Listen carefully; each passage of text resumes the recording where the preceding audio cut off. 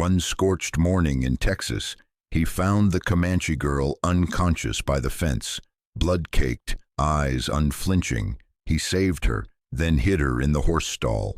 3 days later, 50 warriors surrounded the ranch, and an old friend returned with orders to kill him.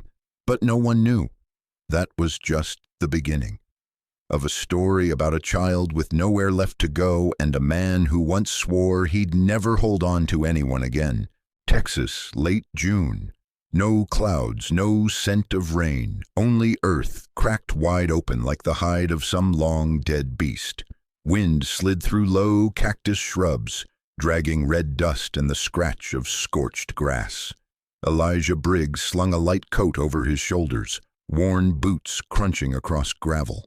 His stallion, Flint, moved slow, hooves tapping the dirt as if testing what slept beneath the silence. He wasn't out here for anything in particular. He'd just woken with a tightness in his chest, like something out there was waiting. For 5 years he'd ridden to the edge of his land whenever the air got too quiet, not to find anyone, but to prove there was no one left. Then the wind shifted, just north of the stone fence, where the fire hadn't reached the young grass. Something lay still in the dirt. Flint halted, his ears pulled back. No snort, no panic, just stopped. Elijah dismounted. At first he thought it was a coyote someone had shot, or a neighbor's lost dog. But then he saw the skin, sun-darkened, and the hair black, matted with dried blood. A child, back turned to him, legs twisted, Comanche leather dress caked in soot and mud. A dry streak of blood ran from her shoulder to heel, each drop hardened like the trail of some wounded animal dragging itself across barren land. Elijah didn't move, didn't call out, didn't kneel. The wind picked up. He pulled a handkerchief from his coat pocket, thick fabric that once belonged to his wife, and pressed it over his mouth against the dust. Memory hit like old tobacco smoke. A fever. A cough. Then the weight of a small girl in his arms, carried past the tree line, to a patch of dirt that saved no one. He stepped forward. The girl flinched, barely, like the final instinct of something too close to death to resist. Her eyes cracked open, bloodshot, lips cracked. But what Elijah remembered all his life wasn't the color of her eyes, or the scent of blood. It was the look, a look with no pleading, no fear, no hope, just a gaze ready to die and too tired to fight it. He knelt, laid a hand on her shoulder. The body weighed nothing, like a fledgling fallen from its nest days ago. A faint breath warmed his wrist, just enough to know she was alive, but not enough to believe she'd last the night. He didn't ask who did this, didn't ask why. He just looked around, no hoofprints, no other bodies, only dust, sky, and the scent of blood. Far off, the sun broke the horizon, red as an unhealed wound, casting his shadow and the girl's long across the burnt land. He picked her up, said nothing. The horse turned on its own, heading back toward the ranch. Everything was quiet. Only Elijah's hands, dry, cracked, stained with old blood, held tight to that small back like gripping a memory trying to run away. The road back to the ranch stretched nearly a mile, but Elijah didn't ride. He walked, carrying the child in his arms, as if holding a fragile bundle of memory that any jolt might shatter. Flint trailed behind, reins loose, long used to his master's silence. No one out there. No fresh hoofprints, no banners, no gun smoke, just the hush of land that had seen too much and kept quiet like an old man by the hearth. The dried blood on the girl's shoulder began to soak into Elijah's sleeve.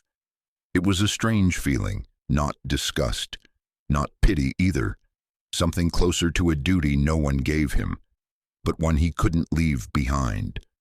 When the ranch came into view, its sun-bleached roof, sagging wooden door, Elijah didn't take her inside. He veered west toward the old horse stall where his wife once kept 2 breeding mares. Now it held only dust and scattered dry grass. The structure still stood firm. The door hung crooked but hadn't broken. Inside, a pile of hay remained clean, musty, but dry. Elijah spread a rough cloth over it and laid the girl down gently, as if afraid of breaking something invisible, but delicate. She was still unconscious, lips chalk white, breath labored, flinching now and then, as if caught in some dream from long ago. Elijah didn't try to wake her. He knew those dreams. He'd lived inside one for years after his wife died. He fetched water from the dry basin behind the stall, soaked a strip of soft cloth and gently wiped the dirt around the wound. He didn't remove her dress, only slit the shoulder seam enough to reveal deep bruising. No bullet, just a long, deep gash, perhaps from a blade or claws, but not infected. Quietly, he applied a salve, one made from bark his wife used whenever their daughter burned with fever, then wrapped the wound in cloth. Not a single word. When finished, Elijah sank into a three-legged stool in the corner of the stall, back against the wall, eyes fixed on a hole in the wood where sunlight slanted through, a rip in the sky. The wind slipped in. Then came the softest rain. No thunder, no warning, as if someone up high had tipped a basin of water to wash the dust away, bit by bit. Elijah didn't know if it was a sign of good or bad. He only knew it came at the right moment, as if watering something that had been dry too long. The girl stirred. A breath escaped her like the soul exhaling. He turned his face away, afraid to look too closely, afraid that if he did, he'd see his own daughter staring back. Outside, the rain tapped against the tin roof of the stall, a steady rhythm like someone knocking without urgency. Inside him, no questions, no plans, only this plain truth: the child was still alive, and he, somehow, had taken one step closer to something he wasn't ready to name. The girl slept for 2 days straight. Not quite sleep, more like drifting halfway between being and falling into a place no voice could reach. Elijah still changed the bandages, still boiled water, still reheated that thin soup that tasted like memory. Never said a word, never waited for anything. He didn't know her name, and didn't try to ask. The horse stall had become a room without a name, suspended in time. The smell of damp wood, dry hay, and the faint trace of tobacco smoke from the nights he'd sat there keeping watch. It all blended into something warm but hard to breathe. Sunlight slanted through the roof beams, turning amber as the day aged. Dust danced in the air like pieces of an old dream long since shattered. On the third evening, she opened her eyes. Elijah was seated in the corner, mending an old belt. A small, raspy cough made him look up. No words, just dark eyes, deep, wild, watching him, not afraid but alert, like a wounded feral cat trying to decide if the figure before it was man or beast. He nodded slowly, then turned back to his task, letting her know her presence was not a burden, not a debt, just a fact, like sunlight, like rain. If it's there, it stays, that's all. That night, Elijah set a bowl of soup beside the hay. She didn't touch it at first. She waited, watched him eat, then picked up the spoon. Her hands still shook, but her grip was steadier. Neither spoke. Each clink of spoon against wooden bowl echoed in the stall, like heartbeats from two lives that no longer shared a rhythm. When she fell back asleep, Elijah rose to leave. But then he heard a small sound behind him. Turning, he saw her drawing in the dirt with a charred stick. A circle, a wide one. Then a diagonal line cutting across it. She didn't look at him. Kept drawing. Her hand moved slowly, as if writing something without letters. Elijah knelt beside her. She set the stick down next to the drawing, then turned away, as if she'd said all she needed to. He didn't ask, but he understood. The circle was a village, a tribe, a home. The line across was a break, a severing, no way back. The girl had no home left, and he had once been the same. The only difference, he'd never drawn any circle, just lived outside of one as if he'd never belonged to it in the first place. Before leaving the stall, Elijah placed something on the drawing, a photograph, edges worn, faded by years. In the picture, him, his wife, and a little girl, maybe 6, all standing in front of their home on the first cold day of a winter before any loss. No words, just a photograph laid gently over a broken circle. Then he walked out, leaving the night and the drawing behind him. Outside, the wind stirred softly, and somewhere far off, an owl called, one long cry, like the land itself letting out a breath.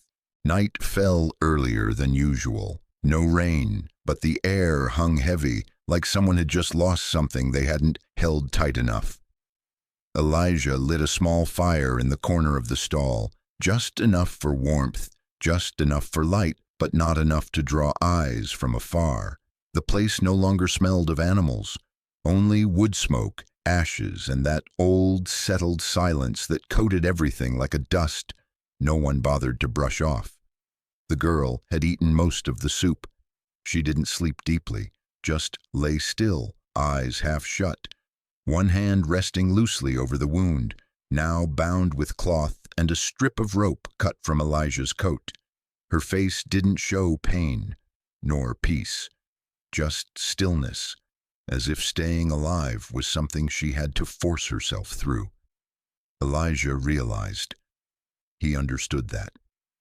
He sat a few steps away, hands working at a block of rough wood, carving off thin, aimless shavings. Not for any purpose, just to give his hands something to do. Sometimes to make it through the night, you needed something meaningless to hold on to. Then he started speaking, not to anyone, not looking at her.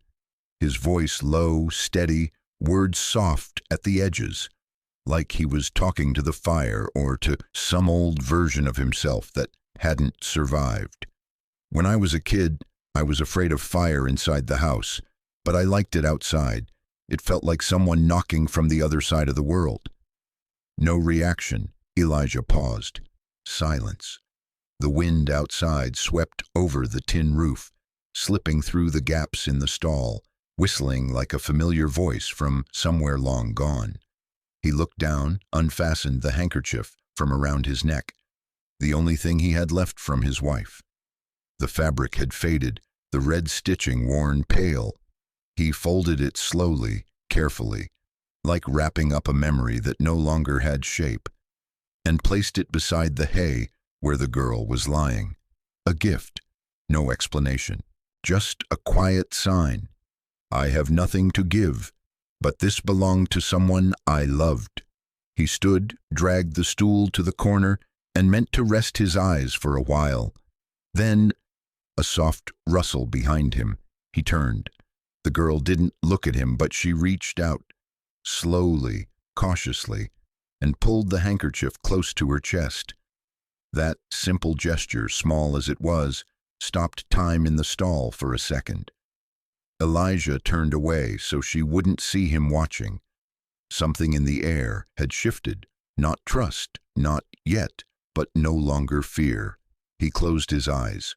When he woke, his back stiff from sleeping upright, the sky was still dark, but the night had passed.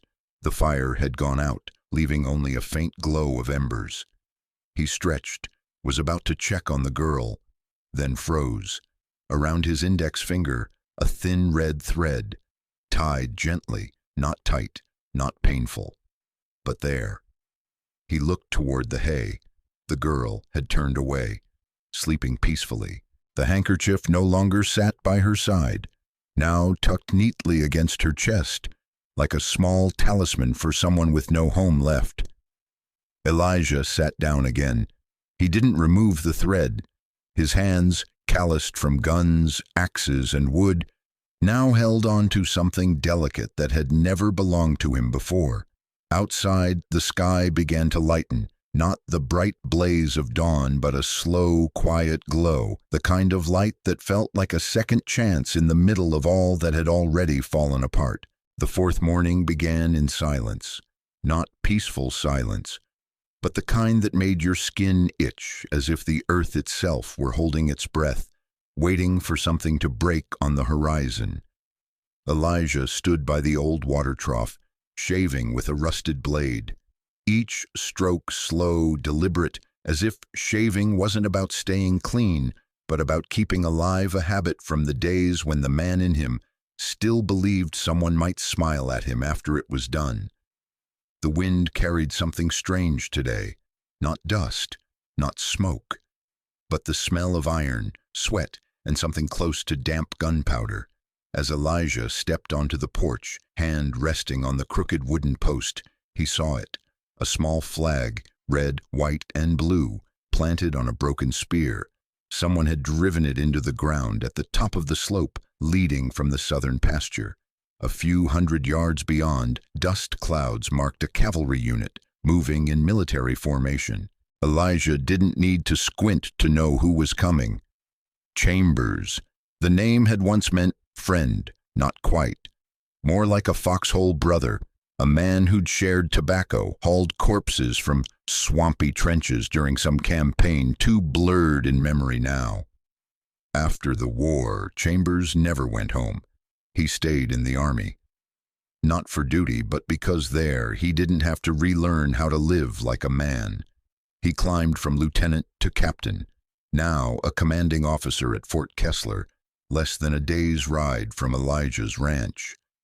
The last time they met was at the spring market 3 years ago.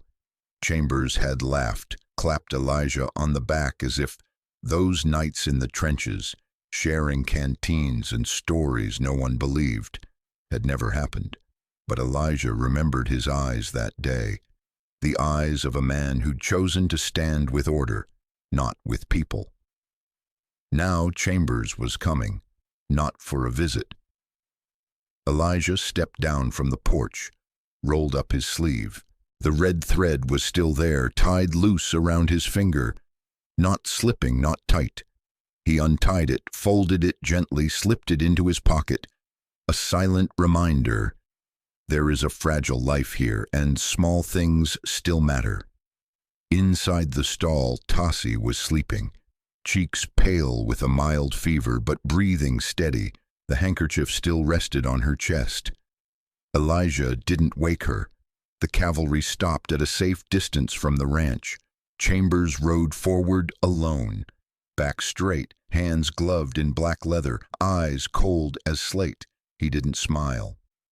"Been a while," Chambers said, voice rough, not friendly, not hostile, just the tone of a man carrying orders. Elijah said nothing, just stared. "I heard talk. Someone said your ranch has got something it shouldn't." Silence.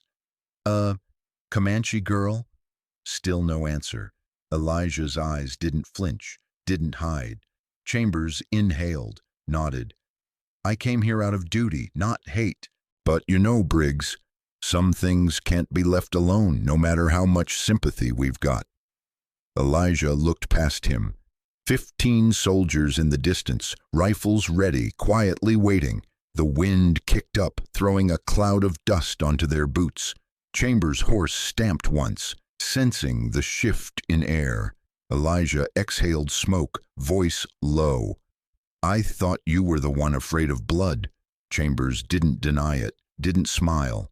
"Now I'm only afraid of the kind of things that start wars, thinking they're saving people." Then he turned his horse, raised a hand. "I'll be back, and I won't be coming alone." That evening, Elijah returned to the stall. Tassie was awake. She didn't ask anything, just stared through the gap in the wood, where sunset light spilled across yesterday's charcoal sketch. The circle was still there. So was the line. Elijah knew there was more coming, but for now there were just 2 of them, and silence. Still the only language they both understood. The next morning the sun rose slower than usual, not because of clouds, but because of dust. golden dust hanging in the air, drifting as if the land itself was offering a warning. Elijah woke with less than 6 hours of sleep. He sat at the edge of the porch, a cup of cold coffee in hand, eyes fixed westward, where the ridgeline rose like the spine of an old beast groaning in its sleep. Tassi was still asleep in the stall, breathing evenly but slick with cold sweat. The wound had begun to scab, but she still burned with fever in waves, not from infection, from fear. No one said it, but Elijah knew. He got up, fetched water, warmed it on the stove, and reheated the thin soup over a small fire, making sure the smoke didn't rise. Out here, smoke could be more dangerous than bullets.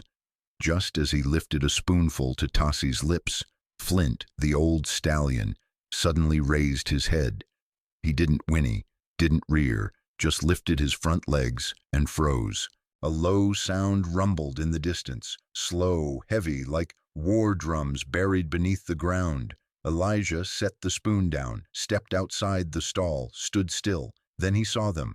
Atop the northern ridge, dark shapes emerged. Horses, men, warriors. No shouting, no fury, just forward, like a living cloud. With every passing second, their numbers sharpened, 20, 30, 50, 50. Comanche warriors moving like water, silent, cold, but able to sweep away everything in their path. Fur cloaks flapped in the wind, faces painted for war, each gaze fixed on the ranch, as if something more than an enemy had been taken from them. Elijah didn't move. He stood beneath the porch roof, hands loose at his sides, resting near the gun, but not yet touching it. Behind him in the stall was Tassi, before him a wounded tribe carrying the quiet fury of those broken without reason. The formation halted just beyond the northern boundary of the ranch, far enough to avoid a bullet, close enough for their eyes to meet Elijah's silence. A black horse, larger than the rest, stepped forward. Upon it, a man with long gray hair, braided into 2 thick ropes. His face was desert dry, cracked, weathered, expressionless, but filled with the kind of emptiness that had been taught by decades of endurance. The chief. No words needed. Elijah knew him by the eyes of someone who had lost a child, a village, and still lived. They didn't speak, didn't shout, didn't raise weapons.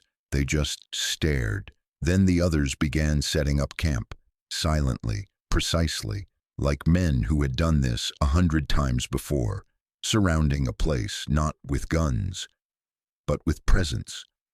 Elijah understood. They knew Tassi was here, and they weren't going to knock. He returned to the stall. Tassi was awake. She was trying to sit up, back resting against the wall, her eyes wide, not afraid.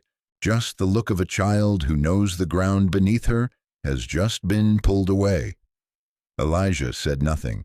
He placed his hand on her hair, awkward, rough, but not unfamiliar. Then he sat across from her, in the shaft of light that cut through the hayloft. "Do you want to go?" he asked, not with words but with his eyes. Tassi shook her head. Slowly, but firmly, outside, the wind picked up. A ribbon of yellow dust stretched across the sky, between the nearing midday sun and the shadow of war horses. The storm had come, not with explosions, but with the silence that always came before everything changed. Night fell without warning. Light didn't disappear. It retreated, bit by bit, like a defeated army abandoning a land that no longer belonged to it. The wind from the prairie no longer carried dust. Now it brought cold, the kind of cold that comes with waiting, with the quiet before a test. Elijah chopped wood in silence. Each strike landed with a hollow thud that echoed through the empty yard. His eyes never left the line of tents in the distance, where the Comanche warriors were building fires, boiling water, checking spears, brushing their horses. No shouting, no threats, just the kind of terrifying order that made it clear. Each one of them had lived their whole life for this single moment to reclaim blood.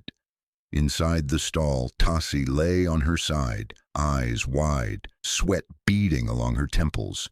The fever had returned, not violent but stubborn, like a whisper looping through a dream, something the body wanted to forget, but the mind refused to release. Elijah laid a hand on her forehead. Burning. He moved calmly, fetching a bowl of water, dampening a cloth, cooling her skin. His hands were steady. He'd cared for his wife through 3 winters of coughing and blood. Tassi didn't cry, she just trembled, lightly, but her eyes stayed open. Not on him, but on the rafters above, where a faint sliver of light peeked through. When he placed the cool cloth at her neck, she reached up, not to push it away, but to hold his finger. Not tight, just enough. Elijah sat beside her, returning the hold, like his own father had when he'd fallen from a horse at 11. That grip didn't heal pain, but it let you know you weren't alone. Around midnight she bolted upright, eyes shut tight, her body soaked with sweat. She muttered words. Not in English. They spilled out like instinct, like a call from a dream. Elijah held her shoulders, not hard, just placed his hand over her collarbone, that place, people say, connects to memory. After a moment, Tassi calmed. Her eyes opened. She looked at him, really looked at him, not with fear, not with caution, but like he had just stepped out of a dream she thought she'd lost. Then with her finger she drew on the dew-wet ground, a sun, large, round. Beside it, a cornstalk, young, not yet blooming. And finally, a single line slashing through them both. Elijah stared, didn't blink. He didn't need to know the words. The images said enough. The corn had died. Not enough land. The sun had risen. In the wrong season. And she had no home to return to. He sat down, pulled from his pocket a small block of wood. Something he'd been carving for days without knowing why. His hands trembled slightly as he scratched a few lines into it, with his folding knife. A shape like a low hill with a small roof on top. He placed the wood in her palm, said nothing. Tassi looked at it for a long while, then nodded. A quiet nod like rain falling in the desert. Outside, the Comanche drums began to sound for the first time. Not loud, not fast, just a steady rhythm, like the heartbeat of a father searching for his child, and finding them in the arms of someone he once called an enemy. Elijah heard, didn't move. He only tightened his grip on the small hand still wrapped around his finger, and understood. Life doesn't always need words. Sometimes it just needs someone who stays, even when they had every reason to walk away. The next morning there was no wind. Everything stood still beneath an invisible dome, where time didn't move and sound dared not rise too loud.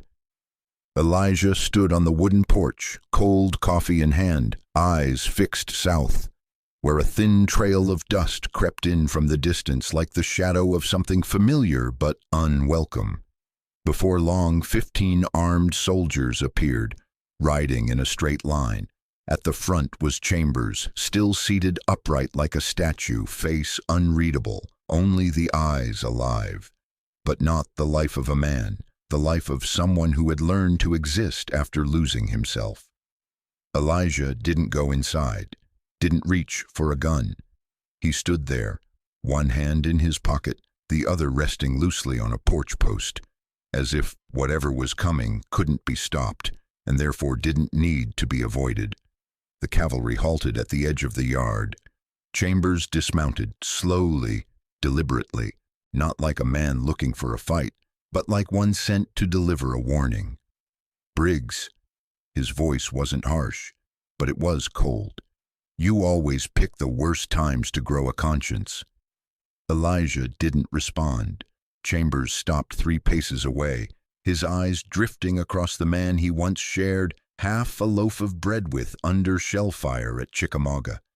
"The Comanche girl, I need to know if she's alive." Silence. Chambers frowned, nodded, as if confirming the one thing he didn't want to be true.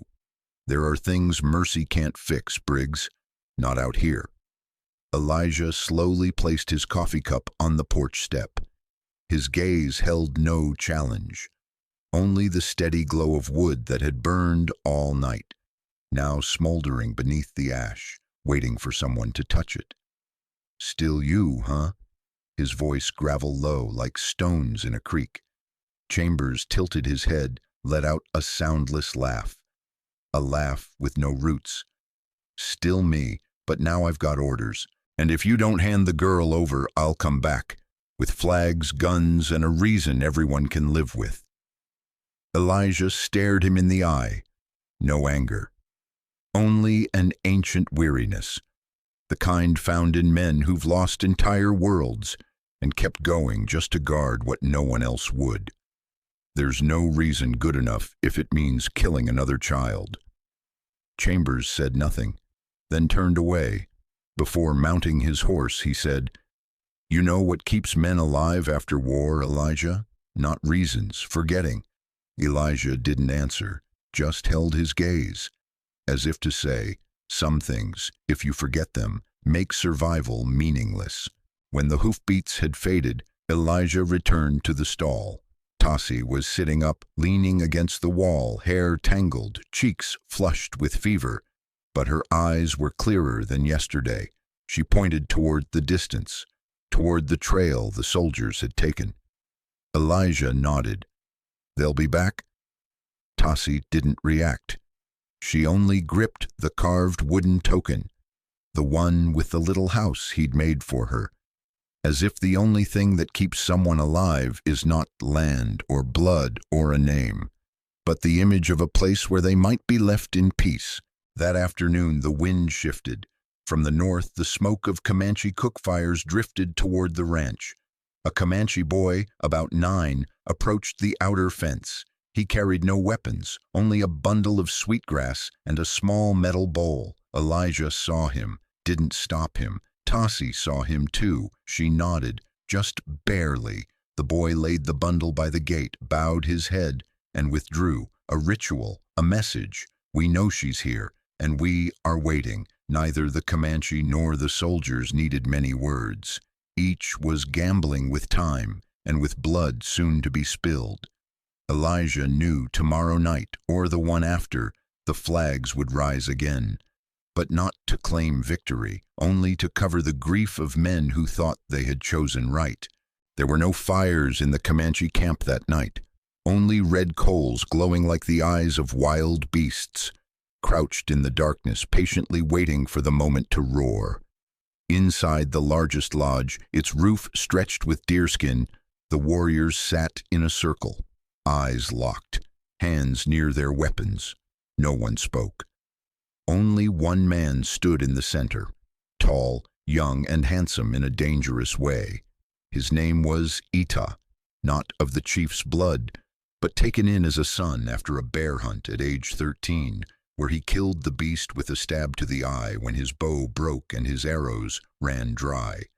Since then, he walked in the leader's shadow, and like a shadow, he learned to hide, never contradict, only wait. Now he stood before the aging chief, whose gray hair and time-worn face resembled a map of loss. "She's there," Ita said, voice low and firm. "And she's wounded, not by anyone else, but by the white man himself." A ripple passed through the circle, not of speech, but through glances. No one spoke in protest, but outside, the wind rustled the flap of the lodge, as if reminding them that truth rarely lives on just one side. The chief stared, long and deep. "I saw Tassie when she still sucked her thumb. That child could cry loud enough to make the mountains echo. And now she speaks no word." Ita didn't back down. Maybe she's afraid. Maybe she was threatened. An elder warrior spoke, or maybe she came back from the dead, and such things take more time than words. No one laughed. Ita turned toward the old man, not with anger, but with a look that was simply dangerous. I do not lie. But if none of you believe me, I will find proof." The chief raised a hand. "Ita, your blood flows with ours, but tonight your words carry a different scent." The sentence fell like a stone into a dry well. That night, Ita did not sleep. He stepped out of the lodge, walking through the open camp, past the row of tethered horses, heads bowed, tails flicking at dust. The moonlight was dim, not enough to see his face, but enough to catch the long, slanted shadow he cast. He stopped by a dead oak tree. A tree he remembered was alive last spring. He looked out toward the faint light glowing from Elijah's ranch. Then from the shadows another man emerged, dressed in military uniform, no insignia. Eyes sharp as a serpent's, but with no venom, for the venom had long since been drained by gold. Ita handed him something, a blood-stained cloth, torn from her arm before it could heal. The soldier nodded. "Good. By morning the chief will be convinced, and we will have our justification." Ita said nothing more. He drew his knife, twisting it slightly under the moon. The blade didn't reflect the light, because once it had, and it no longer wished to. In the horse stall, Tassi jolted awake, her back soaked in sweat, eyes wide in the dark. Elijah was slumped in an old chair beside her, not snoring, not shifting. His fingers still held onto a frayed cloth, his wife's handkerchief, the same one Tassi had once tied around his hand with a red thread. She rose quietly, barefoot, and walked to the corner of the stall. With ash and charcoal she began to draw a new symbol on the ground, a spear and a human figure, standing between two sides, the soldiers and the tribe. No one else was there, no witness. Only the darkness saw a child trying to speak with everything she had, because truth was being severed by blades, by words, and by the same hands that once swore to protect it. Early morning, clouds hung low as if ready to pour down something too heavy to name. Elijah sat on the steps of the horse stall, tin cup in hand, coffee long gone cold. His eyes weren't fixed on anything, as if he were sitting beside the grave where he had once buried himself. Hoofbeats echoed from the north, not fast, not rushed, but steady, like the swing of justice forced to tilt by someone's hand. A group of Comanche warriors approached. At the front walked the aging chief, leaning on a staff, his face like weathered wood after 2 seasons of drought.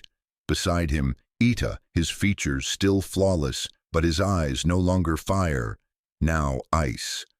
The chief stopped at the gate, nodded to Elijah, not friendly, not hostile. "We come to listen, not to accuse." Elijah nodded. He didn't invite them in, nor did he block them. He simply opened the stall door so they could see. Tassi sat inside, a cloth wrapped around her arm, eyes wide, but not afraid. Ita stepped forward. "She cannot speak, but she can draw, isn't that right?" Without waiting for an answer, he pulled a blood-stained cloth from his pocket and held it up high. "This is proof, her blood, proof she was hurt while in the care of this man."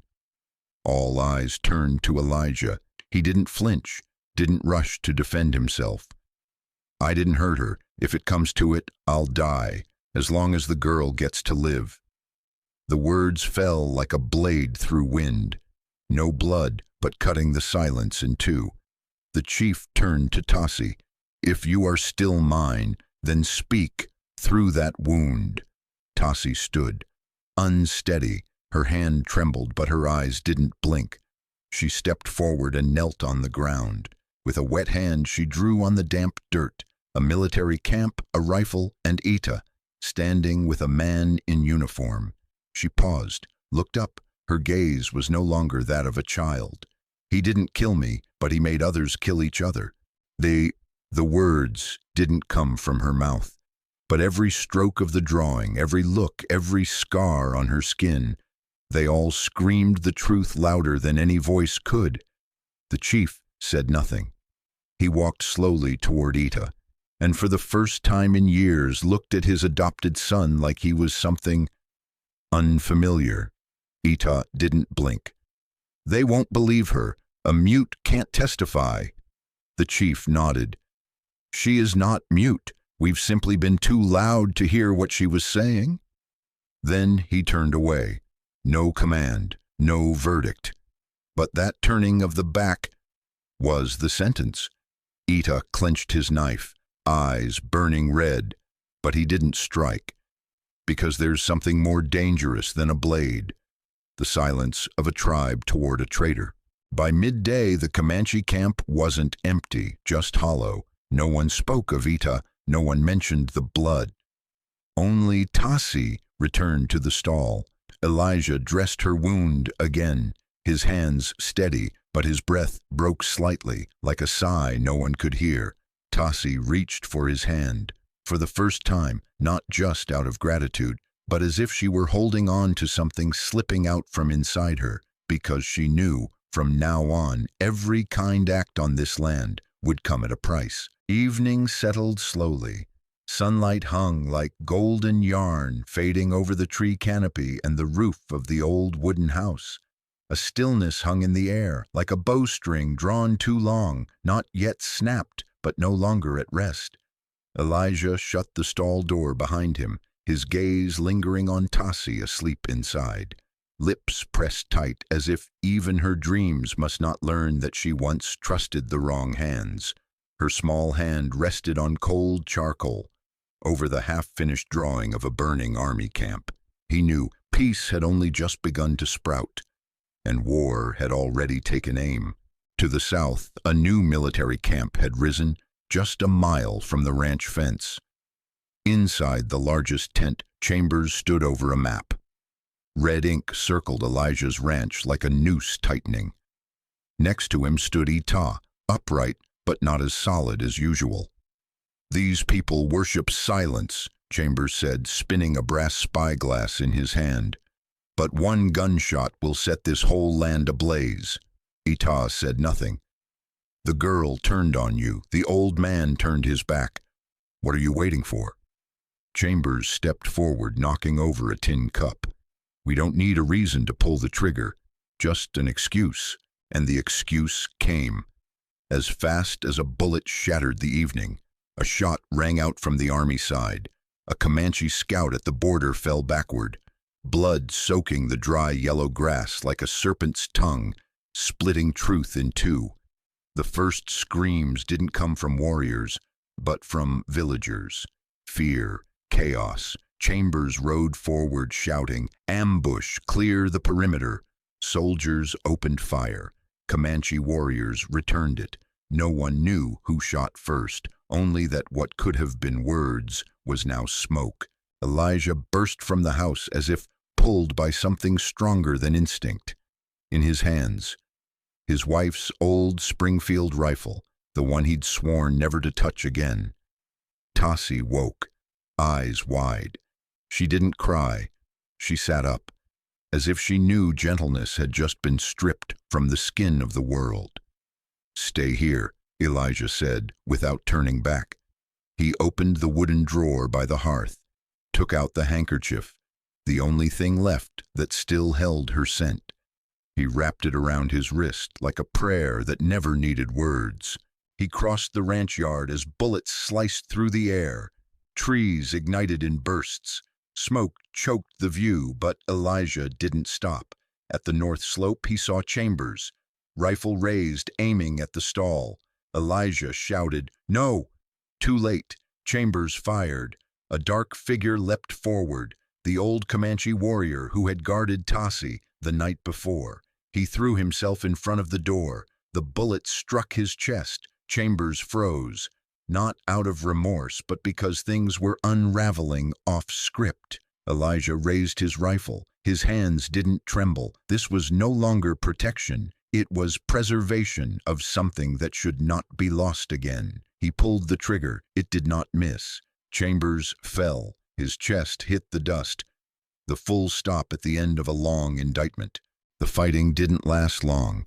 Because when one man stops firing, that decision spreads like fire meeting wind. Villagers arrived, not with rifles, but with water, with cloth, with quiet, searching eyes. They came not because they knew, but because they remembered. Elijah had once given them water when drought stole everything. Now they came not for payment, but for memory. The sun went down. No more gunfire. Only breath. The breath of those who survived, and of land that had just lost another layer of its skin. Elijah knelt beside the fallen warrior. Tassi stepped out of the stall. No tears, no words. She simply took the old man's hand, and on the back of it drew with her finger the image of a wind blowing against the current, and still flying. There was no rain after the skirmish, only dust hovering in the air, settling slowly like a wound not yet closed. All across the ranch lingered the scent of gunpowder, sweat, murmurs of voices, and eyes that no longer knew where to rest. Chambers lay collapsed in a hollow patch of ground to the south, his shirt torn at the chest. The bullet hadn't killed him clean, but it wouldn't let him live long either. Elijah walked toward him slowly, no gun raised, no anger, no trembling, only the quiet gait of a man bringing someone a thin blanket, because the night had grown cold. Chambers opened his eyes, his chest hitched, blood trickled at the corners of his mouth. You always thought you were better than me." His voice was dry, brittle, like broken stone. Elijah sat down, didn't answer. He looked at Chambers like one might look at a painting that had hung on the wrong wall for 10 years. "I never thought I was better," Elijah said. "I just survived different than you." Chambers gave a rough laugh, blood catching in the breath. His eyes drifted past Elijah as if he were trying to glimpse something behind him, something he couldn't save anymore. A moment later, he said no more. The wind brushed over the ground, like a hand trying to tidy up the past. Elijah walked back toward the horse stall. Tassi was sitting beside the fallen Comanche elder. He still lay as if asleep. She tied his scarf back around him, straightened his shirt, not to mourn, but to make the silence clean. Her hands trembled but held steady. Her eyes met Elijah's, not asking, not accusing, just one question. What now? Elijah didn't know. He knelt, lifted her gently, as if pressing too hard might turn the past into dust. Tassi didn't resist. She rested her head against his chest. And for the first time, Elijah let someone lean on him without fear. His hand was wrapped, the wound no longer bleeding, but the pain ran deeper. Not from the bullet, but from the hand that had once held so many things now gone. Blood had seeped through the cloth, brushing against the old wood of the stall. The same place where he once carried his daughter when she was sick, once held his wife when the wind turned, and now witnessed something that wasn't an ending, but a middle. At sunset, a group on horseback approached from the west. Villagers, old and young, carrying water, blankets, and eyes no longer filled with doubt. The man in front dismounted, walked closer. "You gave us water when the wells ran dry. Now, you need us." Elijah said nothing. He just nodded. Tassi held onto his sleeve, not hiding, not pulling away. The man turned, raised a hand. The group began building shelter, gathering wood, dividing water. No orders, no names needed. They came not because they understood, but because they remembered what survival had once felt like. That night, Elijah didn't sleep. He sat on the porch steps, rifle in hand, not cleaning it, not putting it away, just sitting like a man keeping watch for the dark. Tassi sat beside him, then rested her head on his shoulder. Not like a daughter, not like a stranger, just like someone who had stood beside him through a day with more fire than the sky could hold. Above, the crescent moon hung like a thin scar, but glowing. The wind rustled the yellow grass. An owl called from far away, its cry echoing long and slow, as if all old things deserved to be spoken one last time. No one here was who they used to be. No one. The next morning, the sky was clearer than usual, not because something had changed above, but because on the ground, people had stopped looking at one another with suspicion. A light mist drifted across the fields, laying dew on rooftops, on the nails that had held through so many windy seasons. Elijah rose early, rewrapping the bandage on his arm. The bleeding had stopped, but the pain hadn't. Not from the bullet, but from that same hand that once pushed someone he loved away, now used to welcome someone unlike anyone he'd ever known. Tassie still slept in the horse stall, wrapped in a blanket left by the villagers, her face no longer dark with grime and fever. Only something that looked like quiet, not peace. Just quiet, like a tree that knows winter is coming but no longer trembles. Hoofbeats approached from the west.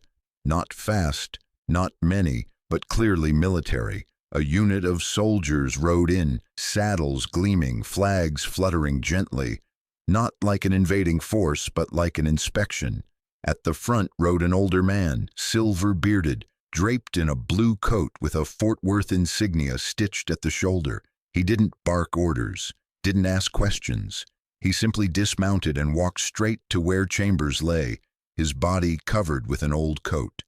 A young soldier lifted the coat, then nodded. The old man exhaled, not in sorrow, but as if releasing a burden someone else refused to carry. I knew he'd go far, just didn't think this would be the way.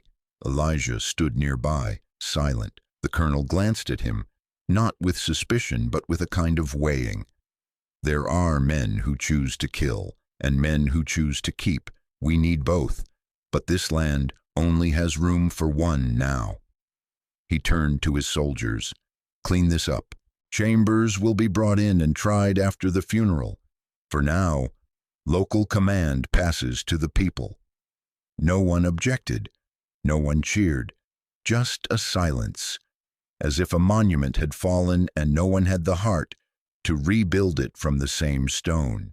By midday, Tassie stepped out of the stall. She moved slowly, no longer hiding behind Elijah. Her hands were still weak, but her eyes now knew how to hold balance. One soldier, dark-skinned, straight-backed like a blade, asked her in Comanche, "Do you want to return?" Tassie shook her head. Then, for the first time, she spoke, her voice hoarse, soft, but steady. "I'll stay until I'm healed." Elijah didn't look at her.